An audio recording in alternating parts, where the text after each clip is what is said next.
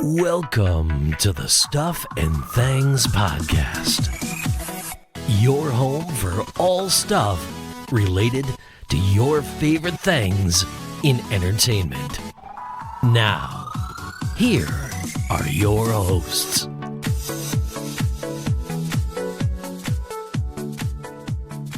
Hello everybody and welcome to a new episode of the Stuff and Things Podcast. I am Sam.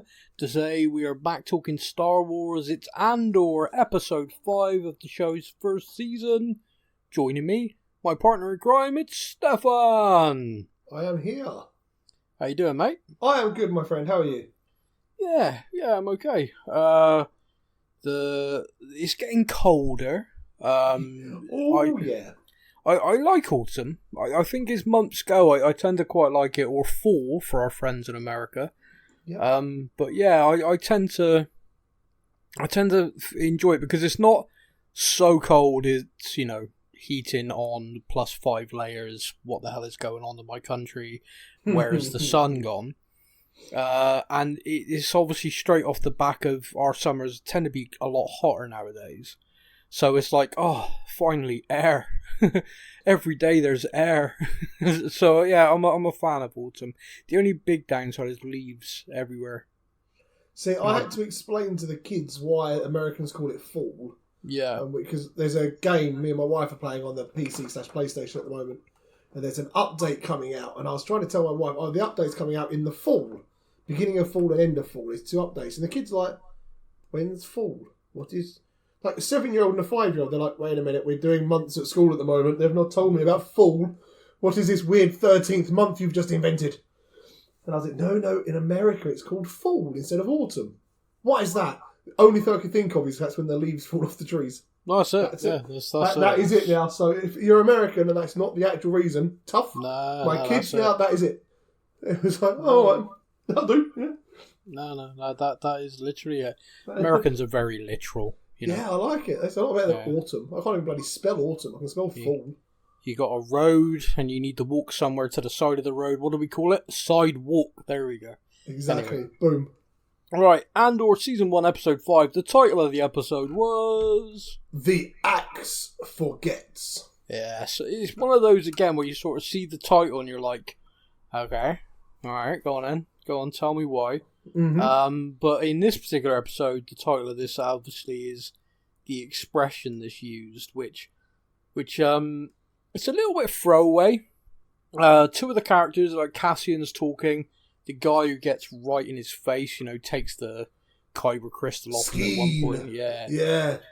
He's the one who says it, and it's a line.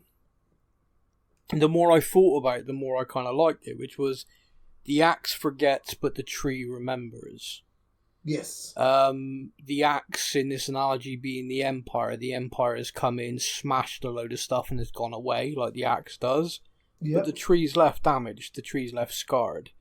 It's a very nice kind of imagery sentence. Yeah, I mean, and it also sums up everyone there. Cassian, Andor, and that entire group. They all have a reason, yeah. Yeah, they're all damaged in a way, and the axe has forgotten them. The axe is just carried on being the axe, and they all want to remind the axe who's boss, basically. So I quite like that. I thought that was kind of nice. I've broken my notes down into sections, so I'm going to start with Cyril Karn and his mother. This was the only part of the episode I was kind of like, why are we making such a big... So, as a whole, this episode was pretty much exactly what I was expecting. A slowed down character development. A slowed down character development of them building up to the big event. Yeah. There was always going to be something was going to happen to bring a bit of tension into the group. Because it was all gone far too smoothly so far. So there was always going to be that little... Something was going to happen to bring tension to the group so that... When whatever does go wrong in the big event happens, we've got a bit more of each character. So, in that sense, it was exactly what I was expecting. I really enjoyed it. Yeah. And then we have Cyril Karn, and I'm still watching him going, what is your point? Like, what is your end game? Are you going to be kind of like, are we going to get to like a season 2 or something of this, and all of a sudden we're going to be like, oh damn, he's kind of like in charge of his own destroyer or something. Like he's going to get to the top. I think we are going to follow him. I think he is going to be almost a main character, main character for this. Now, one of the things that's kind of interesting. First of all, blue milk alert! The minute I saw that, I celebrated. The guy's depressed. Disney, it's not as nice as you think it is.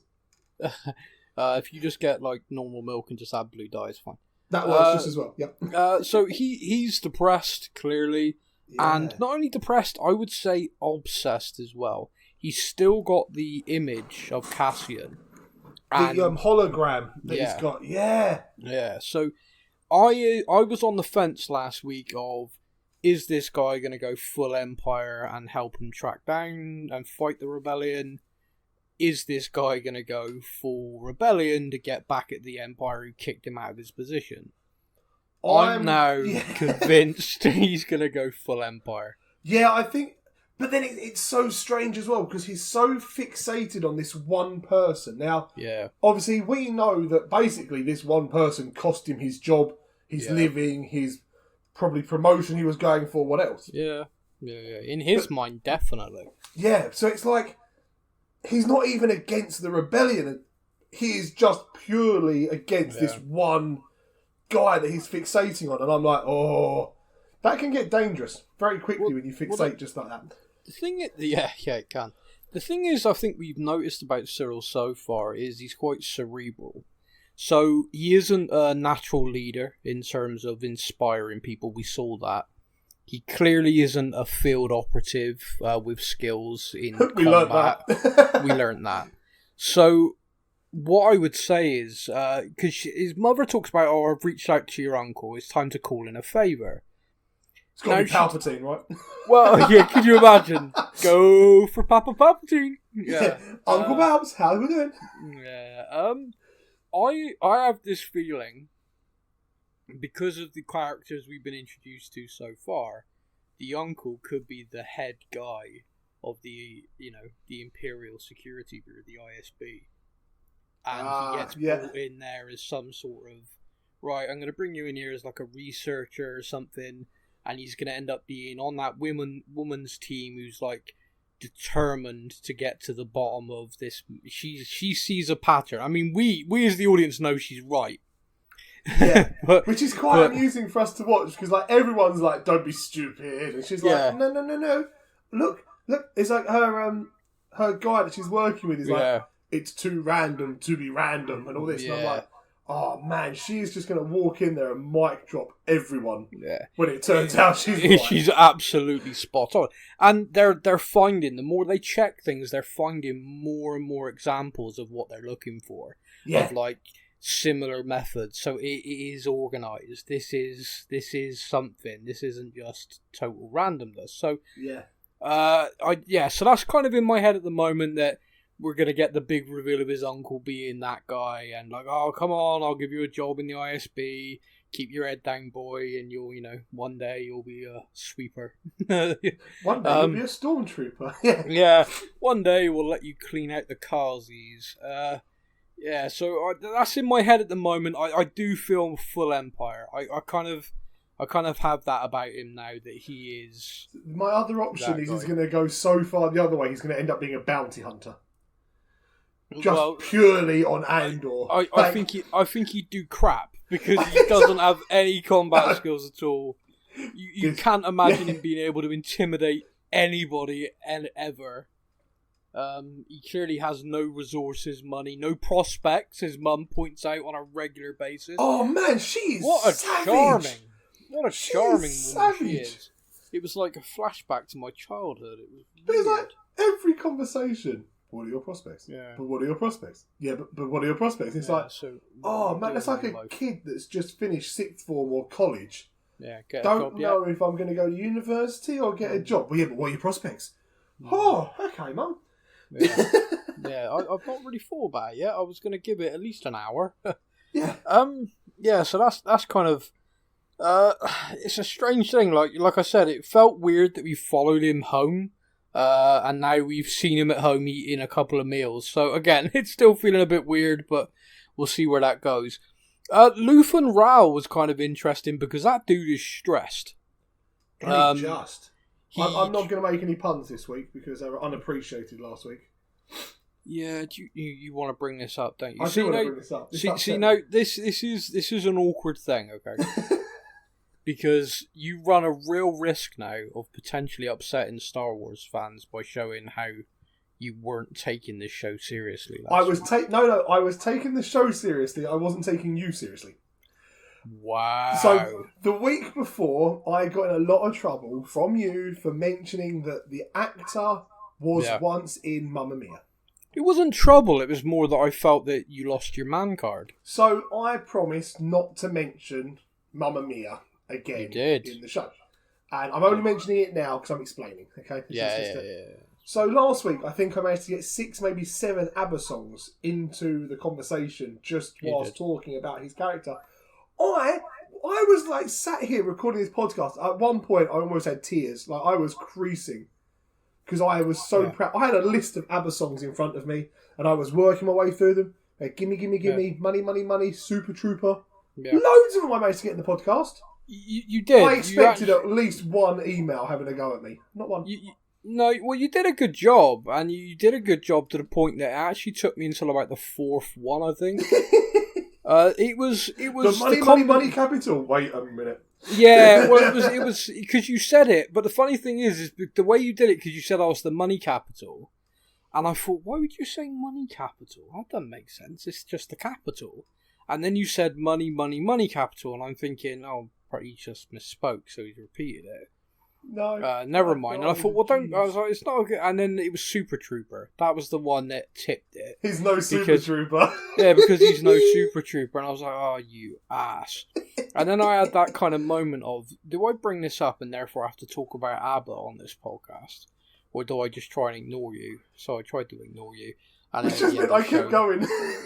At the end of the show, I called you an ass, and then we've ended up talking about it this week. So just because no one sent in an email, I thought I'd get at least one. I thought people like Ryan or someone would have been like, "Hold up, I see what he's doing." Well, if anybody did pick up on it, please message in to give him, those props. He needs these. I was so proud of myself. Going back to the episode then, so Luthen, the interesting thing about him is he's trying to communicate, and he's feeling that tension, that kind of, he's like stuck to the communicator, like, why is no one talking to me? It feels like if this job, this one hit to take this payroll is big, like this money clearly is earmarked for something that they need it for. Yeah. And it's, this is kind of make or break for what he believes to be his corner of the rebellion. So that's kind of interesting. The thing I find quite interesting as well, like we've been talking about the kind of spy element to it. Yeah. He mentions to his assistant, "Is your go bag ready?" So he's thinking we may have to run. If this goes wrong, we need to make sure we've gotten out. Yeah, exactly. We catch up with that senator again. And we get to see her home life. Now, my exact note here is the senator's home life exposed. One hell of a brat of a child, and the husband, is he pro-Empire? She says to him, "It's a new foundation. I didn't think you'd care because it's charity." Yeah, that was an interesting dynamic. Did they even like each other? I am not entirely sure. Like, when she gets up to the table, thanks for the support. It was like, that was one of those we don't argue in front of the children, but I'm calling you an ass sort of. Yeah, because the child acting in that way could easily just be a teenager. My daughter was the loveliest person on earth until she became 14. 13, she was sort of middling. But 14, she's just a bitch, to be honest with you right now. She's driving me insane. And I say that with absolute love in my heart, but you're an awful human being. Get away from me. Yep. So I like her behaving that way. I was kind of like, wow, this is feeling normal. Yeah, she's got like some sort of recital thing she's going to by the sounds of it. But Mum's only taking her to try and, you're only going there to make it all about you and to try to prove, look, nice Mummy's doing something. And I was like, there is a lot of tension in that family. There is. I mean, being a senator's clearly a full-time, crazy-ass job. Yeah. And clearly there's a lot of animosity. She is not only playing senator, and I say playing senator in the loosest possible term, acting as a senator, she is trying to wage a war against the Empire. Yeah, and so I'm still curious as to what her husband's actual role is as well, because it seems like, is he just living the life of luxury as the senator's husband, or has he actually got a role somewhere as well and he is doing something? Like, at the moment, I'm really unsure of what's really the consequence. Right now, it feels like she's completely isolated, and if he found out, she'd be dead. Yeah, she's really like back against the wall. Yeah, so that's something else that's expanded on in this episode to keep an eye on. But again, it's one of those little things as well. So in the last episode, we kind of met her, and we worked out, okay, so she's feeding credits into this rebellion. Are we going to see any more of her? Next episode, she's still there. It feels a lot like the Cyril Khan kind of thing. Like, you expected to see him a couple of episodes, he goes, and he's still around. So it's like, so these characters are surely building to something. Yeah, definitely building to something. We also, in this episode, get a quick flash to where Cassian was previously, and we get to see that the Empire are digging in. So they've taken control of that whole system now, and they're literally building their offices, like building their HQ. There's a guy there who wants to be called like prefect or something like that. Which and is the weird. bloke's just like, I don't care. Just you can call yourself what you like. Well, don't care. Get on with it. But then we find out that it was Screen's brother was killed by one of these prefects. It's like, so are they like not quite an officer, but like, I'm guessing they're kind of like an honorary title given to an officer who's running a town or a district or a system, like a sheriff almost. But like I am the prefect. It's a strange one. It's just, again, because like you just said then about the continuation of characters we thought perhaps we'd seen and done. Actually, we're getting them more fleshed out. Okay, that's interesting. Wonder what that means. Yeah. I'm not entirely sure why we're seeing where Cassian was be fortified. It's like, why have you shown me that? Does that mean Cassian takes his money from this and tries to go home? That doesn't make sense when he knows he's wanted. And he's on the run now. Or is it his friend from the woman from the first couple of episodes? Exactly. Is she going to be in trouble? So therefore now they have to go back. Yeah. She does have a line to Luther, as we know. Yep. So is she part of his cell? I did see a theory online which I found kind of interesting, which is the woman who's the leader of the group that's working for Luther. Yeah. Her name escapes me at the moment. The woman who's working in his shop. No. On the planet. Oh, Val. Val, thank you. Val, sorry, Val, not Val. Val. She, someone online said, do you think that could be his daughter? The way they interacted. I don't think so, but I do understand why someone might have thought that, because he says something like, you wanted to lead, this is what leading is. Which kind of felt a little bit like... There's a couple of lines there that could have...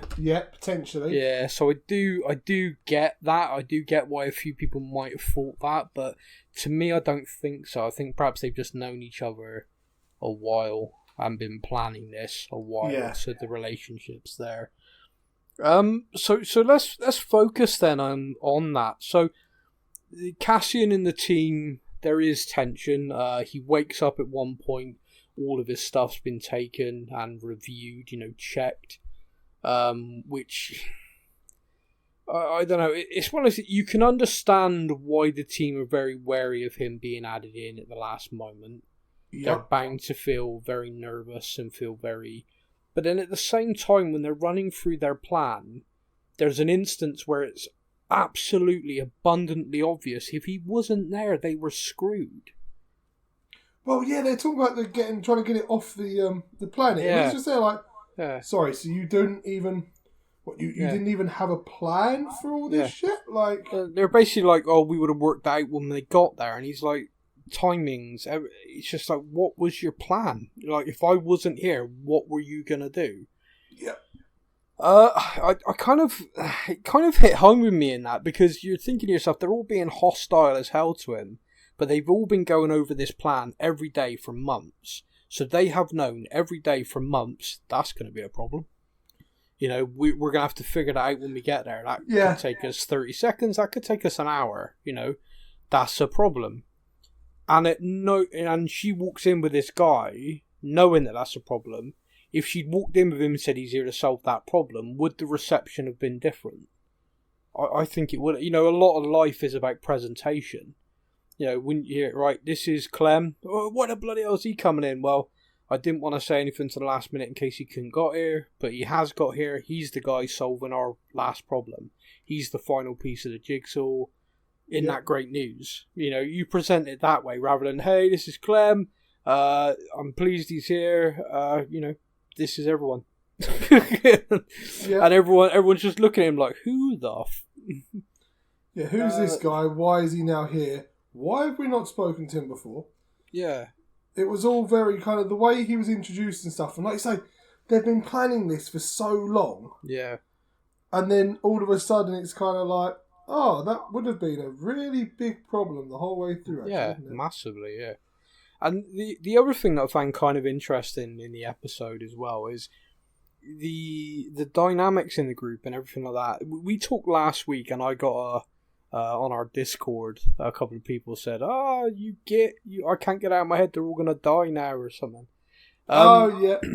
And I'm still of the opinion, I'm looking at this group, but I have made a change, and I think the change is even darker. Remember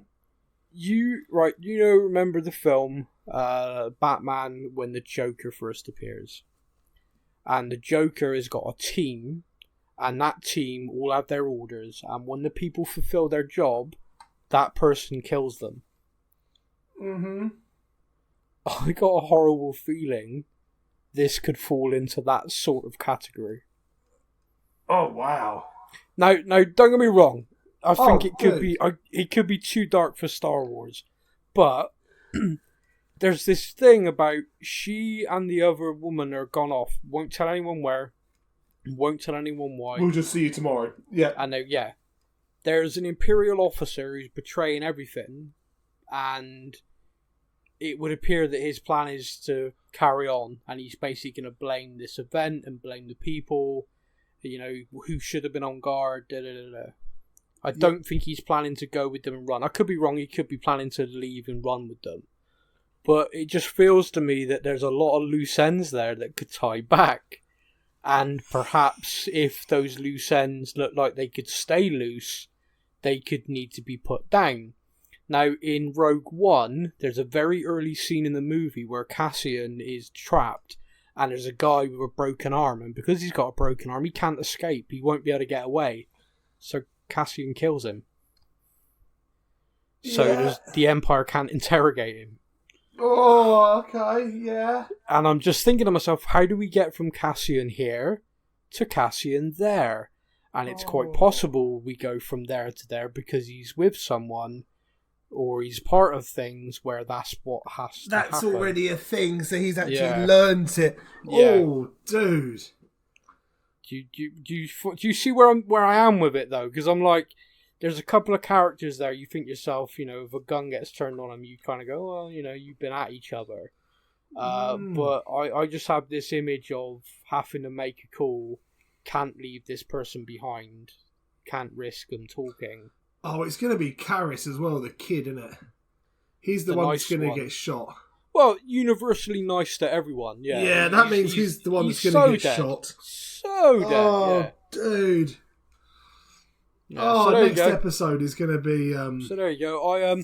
People thought I was dark last week. They should peer in my head more often. Let's say, are you okay, mate? Are you okay? Yeah, I'm alright. Okay. Yeah, I get these things out, so it's okay. Yeah. I'm not. Oh man, I think that's actually made it worse. Than they're all just going to get killed by troopers or something.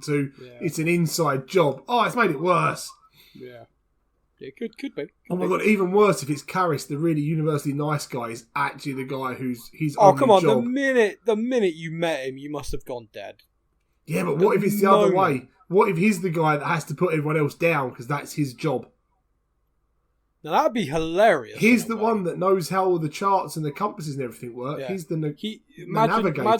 Imagine he's the one who's actually an absolute ice cold assassin and no one realises. Well, he's the only one that knows how to use the navigation stuff, so he's the only one that has to survive to get out. Oh my god, Karras is going to kill everyone. Well, we're going to have to wait and see. There is a confrontation over that Kyber crystal. What did you think about that? Because he says about, this is worth 30,000.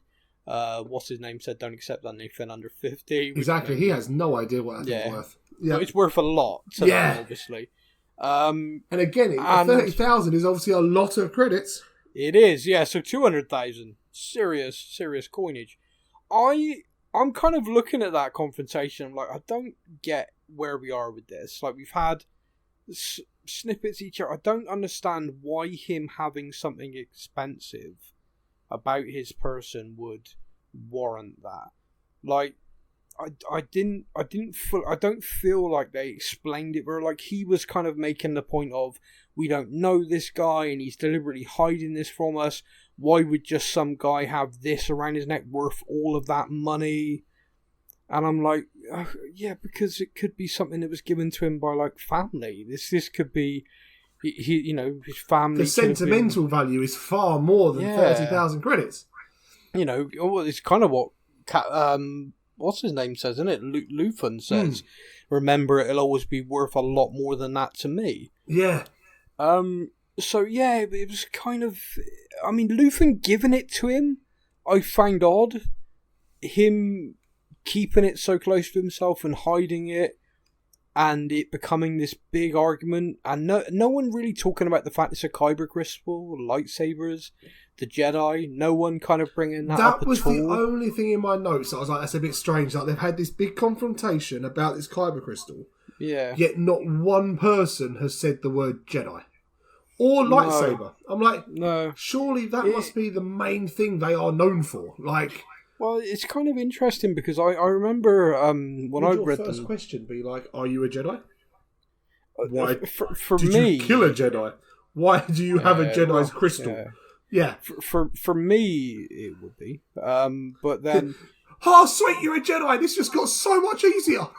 But then in the galaxy, it's kind of this strange time where the Empire have kind of rewritten history and are kind of trying to drown the fact that Jedi ever existed out of knowledge. Like, they're erasing them. Yeah. People that aren't allowed, people literally aren't allowed to talk about them. The Jedi are being hunted, and they're kind of like, if you see a Jedi, let us know, because they're evil, they're bad, they're going to do this, do that. It's to the point that they're like the boogeymen. So to everybody, as these people, we kind of see it actually in the Obi-Wan show, don't we? The Inquisitors. Yeah, the Inquisitors. Inquisitors, that's it. They're coming around literally just killing the bad guys, which are the Jedi. So I suppose. Exactly.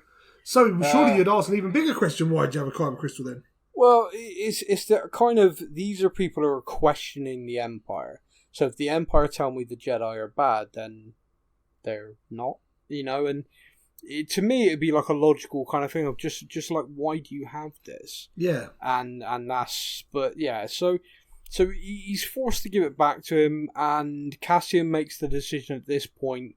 You feel like I'm holding something back, you feel like I'm not telling you everything. Well, look, here it is, I'm being paid to be here.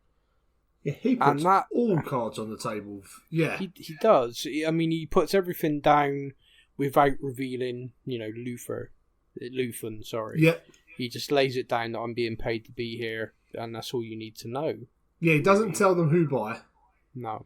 But, he's apart from who, he's completely honest. But then it also, that kind of throws Vel completely under the bus. It does. Because everyone then turns on her. So wait, you knew about this? Yeah, and that's kind of the shitty thing in doing that. because it, unburdened himself, but landed on someone else. But also, the reaction to it, I'm not entirely sure, again, why the reaction. I'm being paid to be here to do a job, to get it done. I don't get paid unless I do the job. Okay. Yeah. I'm a true believer. I'm here to get this job done, and when this job is done, it will benefit us. To enable me to get the job done, I need tools. Well, to get tools, you've got to buy them. So, he is a tool, and you are buying him. No one in that team are putting their hand in their pocket to pay for him. Someone is paying for him to be there.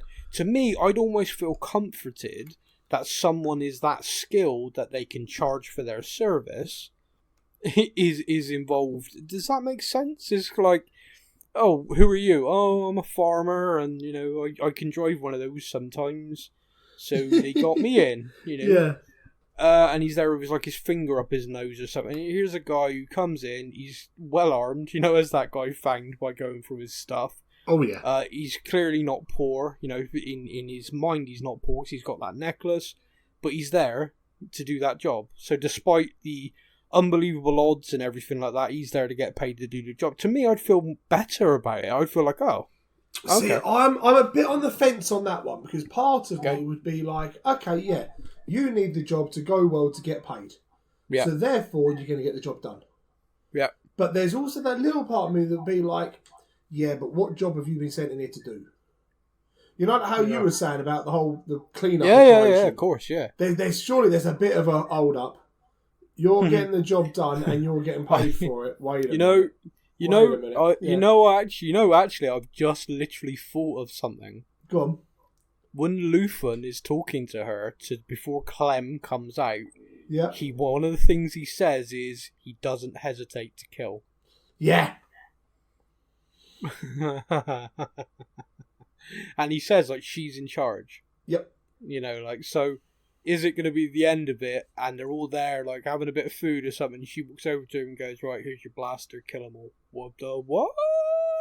He told me you had no problems killing. Do it. Yeah, kill them all, because otherwise some of them might talk and tell other people what we did here. It's that or the case of, how do you think he's paying for your salary? He ain't paying for theirs. Kill him. Oh. Yeah, so see, now I've put it out there. It's like, oh, please don't do that. Yeah, I'm now thinking this is how Luthen's paying for Clem, because he ain't going to be paying for the rest of them. Yeah, well, I mean, perhaps he's going to see how many of them survive first, and then there's orders in place beyond that. Yeah, but I can only afford 3 of you. You can choose. What did you think about the? We got to see the Imperial guy a bit more in this episode, and I got to be honest with you. Yeah, I got to be honest with you. He's been very clever.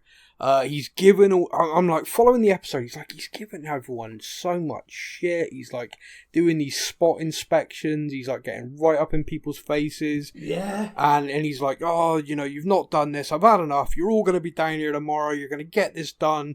And they're like, sir. And they basically beg him to change his mind. So that they can go see this meteor storm, the eye. So he's like, oh, fine, I'll give you the day. And they're like, oh, thank you so much, sir. They're all like, oh, wow, we've really got away with that one. Yeah. And he walks away with that massive smile on it. He has set them all up. He now knows that he has just cleared the entire floor that the rebel, they need. Yeah. But also, he's now, the best captain ever, because, Exactly. Oh, and also he's going to put skeleton anybody. crew down here. Amazing. ISB come in. They're going to be investigating. Everyone they speak to is going to be like, well, no, he wanted us all there, but we convinced him because of the thing. Yeah. Everyone they speak to, no, he wanted us working. He told us, double hours. Yeah, he was on us all the time about this, and we basically begged not to because of this. So what a clever cookie! Yeah, I loved it, and because the whole episode he kept doing these things, and I was like, not really sure I'm following why he's doing that. And then it was that moment he walked away from those two and he grinned, and I was like, you smartass! Yeah, that's well done. Skeleton crew, everyone's on your side because you're driving everyone to heart. It must be done by tomorrow instead. Now, I have to do this to you. Go on. What crew? Skeleton crew. A skeleton crew, yeah? Yeah. Not a skeleton. Nope. Skeleton. Yeah. Skeleton crew. Mate, we already know that I can't say the name of the Falcon. Okay, so let's just not. No, I loved it. I just heard you say it. And I thought you said it twice now, and I know that's not an ABBA song. No, that is it. Like, it's the fact that the most famous spaceship, apart from the X-wing in Star Wars, and I can't say the word millennium. Next time karaoke, I'm gonna have to get you doing that Robbie Williams song. No. Millennium. Yeah, it doesn't work. I have too many lululus. So yeah. Say mill. Mill. In. Ennium. Millennium. No, this is like the Friends episode. It's still millennium. Yeah. Yeah. Ka, sa, si, blue. Say it all together. Fluff to floof. Yeah. Love that episode. Okay, so I mean that's all my notes. It was my bullet points walking all the way through it. Did you have any other bits and pieces from the episode that I've missed? I don't think so. No, I think because, like I said, the thing about the episode was it kind of slowed things down. So like the episode before, it felt like, okay, the pace is right there. We're building right up to do this job, and in this episode, just let it drift a little, but gave us a lot of character development. Yeah. Now, typically, that can really irk me when it's done wrong. I think they got it spot on. I think this was spot on. Yeah. Because they've enough characters that they're able to generate the pace by going between the arcs. Yeah. Like, see this, and then this is happening here, and that's happening there, and this is happening there. And it gives you that sense of, oh, we're building up to this is tense, this job, and they're like walking towards it, and you can feel, like they're getting tenser, they're getting more stressed. Yeah. You get that shot of Luthen literally panicking, like, are you ready to run if we have to run? In case he gets traced back to him, and like his assistant's like, only one of them can trace back to you, and he's like, well, no, Cassian can as well. I wasn't careful enough. Yeah, I like that as well. That's the bit. So obviously he knows that Vel can track it back. Yeah. And now all of a sudden it's like, oh no, wait, Andor, he can. Yeah. Oh, I met him and told him everything. Yeah. Oh no. Yeah, it's kind of. It's the panic setting in. Yeah.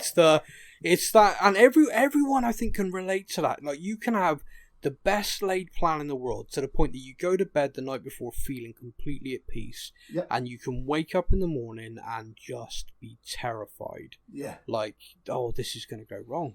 This is not going to work. I've just realised. Yeah. Yeah. This. Oh no. This is going to be terrible. How did I overlook the fact that we don't know how to take off? Yeah. Yeah. So many things. You can have it so well mapped out. They're like the simplest thing is like, oh wow, this is gonna blow up in my face. So that was one of the things I did like, talking about the whole we were saying about earlier about the plan, with like the flaw in the plan of them not knowing how to make it take off. And Cassian's so simple, like, you just pull a lever, flip the dial, easy. How were you gonna do it? We would have worked it out at some point. Yeah. It's like, it sounded like those kids that are getting told off by their manager or something, or their head. How are you going to do it? Would have worked it out. I'd have got there eventually, boss. Yeah. Well, that's it. That's it for this week. We hope you've enjoyed the episode. We're really enjoying Andor so far. Oh yes. I'm next week feels like it's going to be big. It's going to be absolute craziness, and the showrunners kind of talked about how every episode throughout the season just builds and builds and builds. I'm absolutely loving it. So massive thank you to everybody for listening. Before we go, I will just do a very quick moment to talk about the fact we have now got our own Discord server. Apparently when we do these invites for a Discord, they only last for 7 days. Yes. So if anyone has currently gone to any of our existing shows, any of our existing social medias, and clicked the link and has said your invite's expired, apologies. That's not aimed at you personally. It is purely down to the fact that I didn't know that. So I didn't realise. I set it up and just thought that was the invite link to our Discord server. And then, we got told today it doesn't work. So I looked into it and I was like, Every 7 days. That's clever. Yeah, oopsie. So, current one on our Facebook page should work, but if you message in and you want to join us on Discord, we'll send you an invite straight away. But yeah, that's it. That is our show. Again, massive thank you for listening. We'll be back next week to discuss more Andor. Until then, you will take care. May the Force be with you. Thank you for listening to the Stuff and Things podcast. We hope you enjoyed the show. You can find us on Facebook or online. Simply search the Stuff and Things podcast to join in our conversation every week.